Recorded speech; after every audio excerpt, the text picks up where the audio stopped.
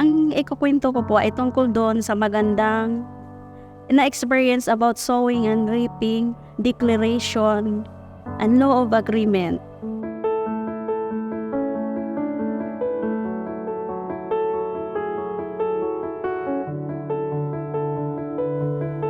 Ang nangyari po kasi, may isa pong churchmate si Sis Evie.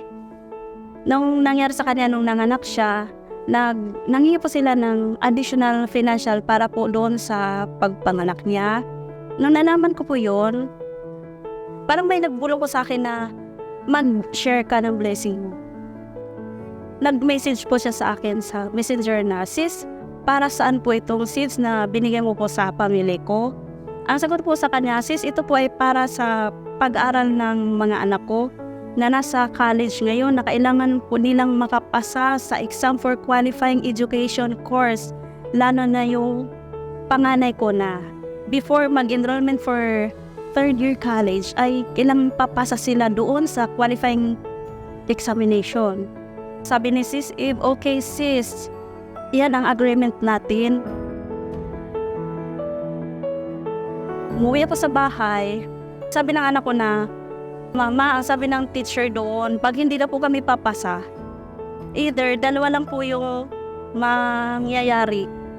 Mag-transfer out kami sa school or tuloy po ako dyan sa ICCT pero ibang course na. Ayaw ko na po maghanap ng ibang course kasi ito po yung gusto ko. Yung unang course na pinili ko, hindi ko natuloy tapos ito na naman." Sabi ko, "MJ, wag mong i-declare na paano ang mangyayari, kundi i-declare mo na pag mag-exam ka ay papasa ka at before ka mag-exam, mag-take na exam, kailangan kang mag-pray na, Lord, papasa ako para sa pag-aaral ko at matuloy po ako sa pag-aaral ko dito sa kurso na ito." Ibinigay ko kay Sis Eve yung share ko ng blessing sa kanya is first week ng August. Then 2 weeks after nung binigay ko sa kanya yung law of agreement na ginawa namin si Sis Eve ay nangyayari doon sa anak ko. Pinapatawag po siya doon sa school, silang lahat na pumunta na dahil andyan na yung result ng exam. Yung pumunta po siya, ang nangyari po doon, kinabahan yung anak ko nung na-reveal na yung mga name ng estudyante na nakapasa. Ang problema doon, matatapos na po yung mga pangalan na binibigay, wala po yung pangalan niya. Kinabahan siya kasi natakot siya na baka hindi siya papasa. Pero sabi ko, bago siya umalis, declare mo, papasa ka, declare mo, wag kang mag-worry, wag kang doubt na hindi ka papasa. Nak, papasa ka, lagi mo yang tatandaan, papasa ka. Nung day na napunta siya, umuwi kami ng mag-asawa galing sa work, kumakain kami, tinanong ko siya kasi hindi nagsasalita. Sabi ko na, kumusta na yung result doon sa yung pinuntahan mo sa school? Sabi na sa akin, "Mama, okay po."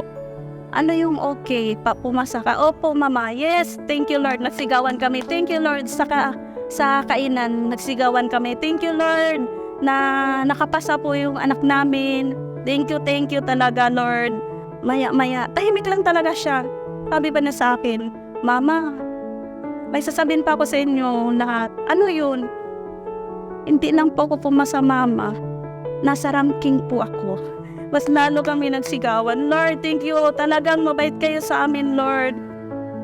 Natutunan ko doon sa church na sowing and reaping, tithes and offerings. Kasi every time na nag-offer ako at nagna-tithes, nakasulat po doon tungkol sa pag-aaral ng mga anak ko. At yun nangyayari na for the first time na yung kakaba-kaba kasi ayaw na, umiyak na yan. Marami nang nangyari hindi maganda dapat sa pag-aaral niya. Pero hindi namin yon inaccept na hindi matuloy. Basta lahat po na maganda hinihiling namin. And then, law of agreement namin ni Sis Eve, 2 weeks lang mula nung pinaabot ko sa kanya yung blessings na shinare ko ay natupad. Yan po ang natutunan ko po dito sa Wisdom Church of Manila. Mag-thank you po ako kay Pastoris Nicolas sa kay Pastoran Celeste Nicolas dahil nandito po ako, marami pa akong natutunan sa ganun din sa pamilya niya. Tsaka kay Ate Belen, si Ate Belen po yung nag-invite sa akin dito. po. Thank you. In Jesus' name, Amen.